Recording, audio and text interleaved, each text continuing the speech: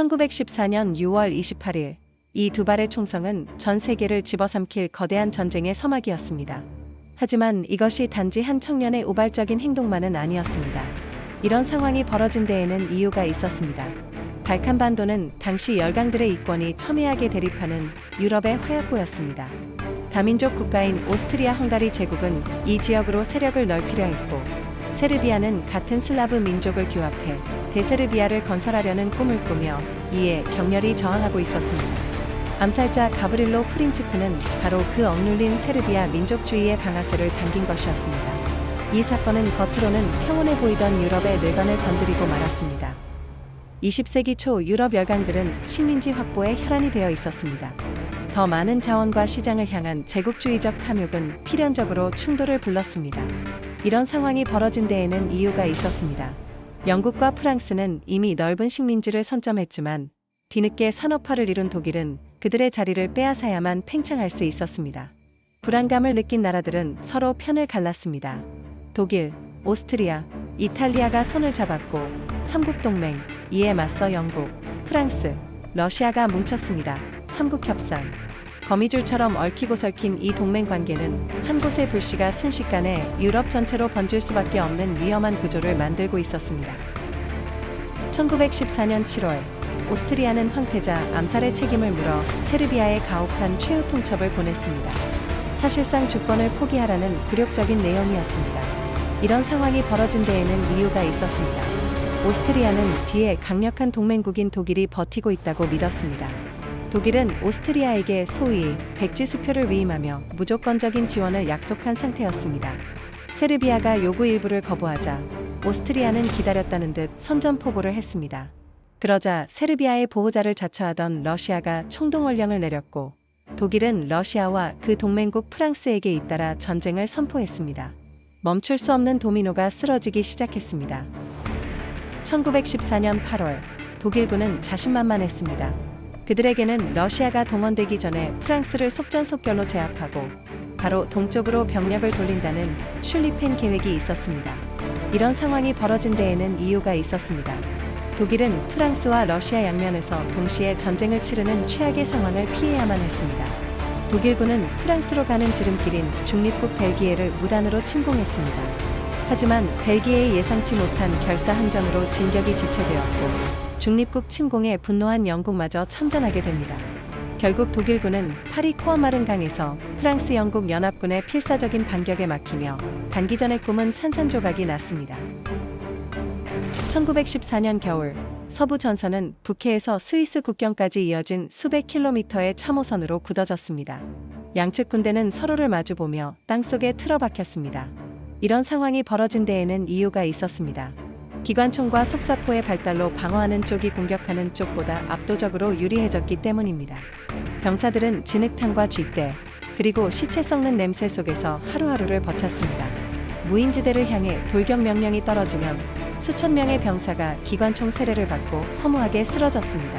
전선은 몇 달 동안 단 몇 미터도 움직이지 않았고 전쟁은 지옥 같은 소모전의 양상으로 변해갔습니다.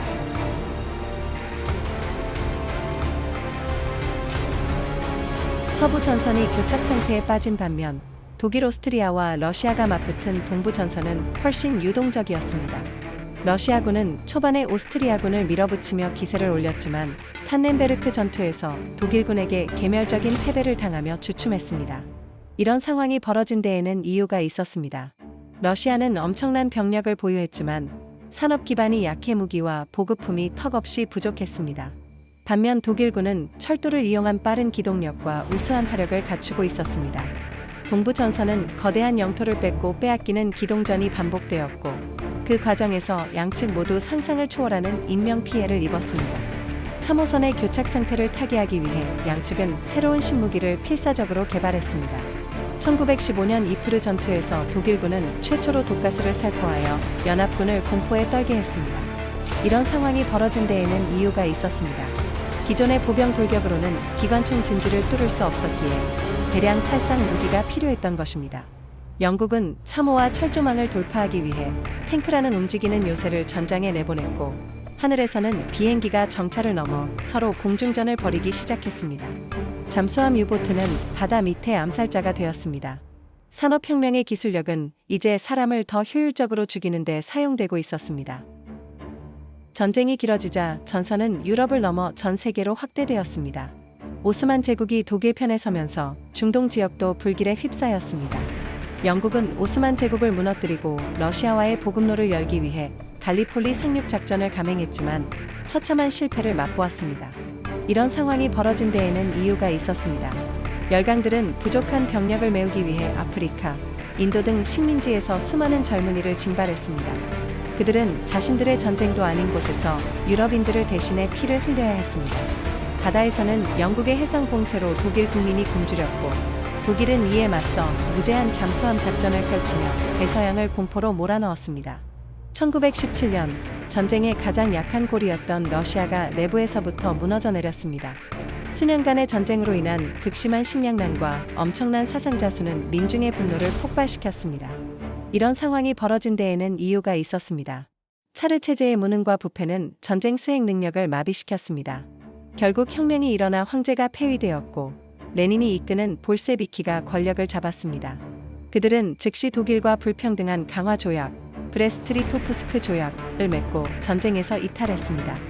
동부 전선이 사라지자 독일은 모든 전력을 서부 전선에 집중할 수 있게 되었고 연합군은 절체절명의 위기에 빠졌습니다.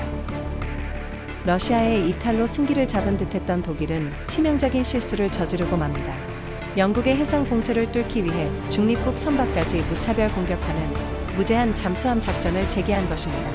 이런 상황이 벌어진 데에는 이유가 있었습니다.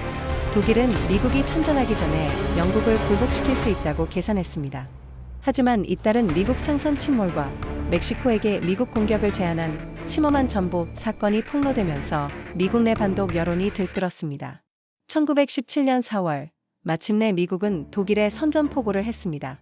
막대한 자본과 싱싱한 병력을 가진 미국의 참전은 기울어가던 전쟁의 추를 다시 연합국 쪽으로 돌려놓았습니다.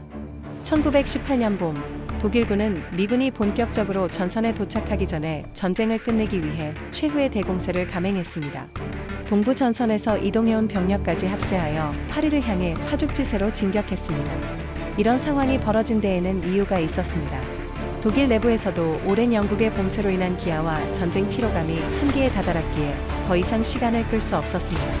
하지만 연합군은 필사적으로 버텼고 독일군의 진격은 보급 문제로 다시 멈춰섰습니다.